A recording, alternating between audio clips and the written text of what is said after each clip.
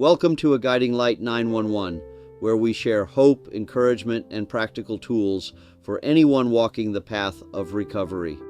My name is Dale, and this channel is dedicated to carrying the message of the 12 steps through videos, workbooks, and reflections designed to help you grow spiritually and emotionally one day at a time. In today's explainer video, we're diving into Step 11, sought through prayer and meditation to improve our conscious contact with God as we understood Him, praying only for knowledge of His will for us and the power to carry that out. You'll learn what this step is really about, why prayer and meditation are so important to our recovery, and how seeking daily guidance can bring peace, clarity, and strength into your life. So if you've ever wondered, how do I deepen my connection with a higher power? Or what does it mean to really pray for guidance? Then this video is for you. By the end, you'll walk away with a clearer understanding of Step 11 and some simple ways to put it into practice in your own recovery journey. So let's get into it. All right, let's dive into one of the most, truly life-changing practices in recovery, Step 11. This is where we move beyond just not doing something. This is about discovering a whole new way to live, one that's guided by a source of strength that's way bigger than just us. I mean, you know this feeling, right? Where you're pushing and pulling, trying to force every little thing to go your way, and you just end up totally exhausted and pretty much right back where you started. That feeling of just spinning your wheels, that's the perfect place to start this conversation. So why does that happen? Why do we get so stuck? Well, it usually comes down to what we call self-will. That's our own best thinking, our own brute force effort, and as so many of us have found out the hard way, it has some pretty serious limits. And this right here is the heart of the problem. When we're running the show all by ourselves, we tend to follow the same old scripts, right? It's this vicious cycle. We try to control things, which creates fear, which makes us double down on trying to control everything even more. It's a dead end, and we need a way out. And that's exactly what Step 11 is. It's a completely different path. It's about shifting our focus from our own limited power to, well, an unlimited source of strength and guidance. This is the real turning point. So, let's look at the actual words. The step asks us to seek something new through two key practices, prayer and meditation. But notice what we're praying for. It's not a laundry list of demands. It's incredibly specific. We're asking for knowledge of His will for us and the power to actually do it. That's it. You see how this just flips the whole script? For most of our lives, we've basically been shouting at the universe, telling it what we want, what we need, how things should be. This step invites us to just stop talking and start listening. It's this profound act of humility. So we're moving away from this default setting, that constant internal monologue of trying to manage everything, trying to predict every outcome. It's the mindset that, as we've seen, just leads to more and more frustration and fear.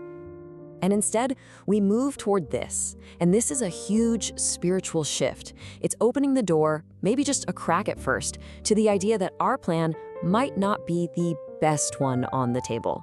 And that simple change in perspective is what lets peace and real direction finally come into our lives. Okay, so how do we actually do this? Well, the step gives us two really practical tools. First up is prayer. But it's so important to get what kind of prayer we're talking about here, because it might be a little different from what you're used to. Probably the easiest way to think about these two things is like a two-way conversation. Prayer, that's how we talk to our higher power. It's how we ask. Meditation, that's how we listen for the answer. It's about creating the quiet space we need to actually hear it. So let's start with the talking part, prayer. This is not about a wish list. The prayer of Step 11 is really a tool for getting back on track. It's that conscious decision to hit pause when we feel ourselves getting worked up or confused and just ask for direction. It's about having that moment of humility to admit, I don't know what to do here, and trusting that we don't have to figure it all out alone. And honestly, it can be this simple. You don't need fancy words. A prayer like this, it covers everything. It asks for knowledge, show me what to do. And it asks for power, give me the strength.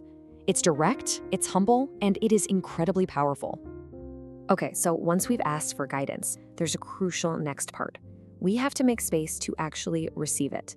And this brings us to that second tool, the art of meditation. or as I like to think of it, the practice of listening. And let's be real about our expectations here. You're probably not going to hear a booming voice from the clouds. It doesn't usually work like that. More often, guidance shows up as a gut feeling, a sudden moment of, oh, that's what I should do.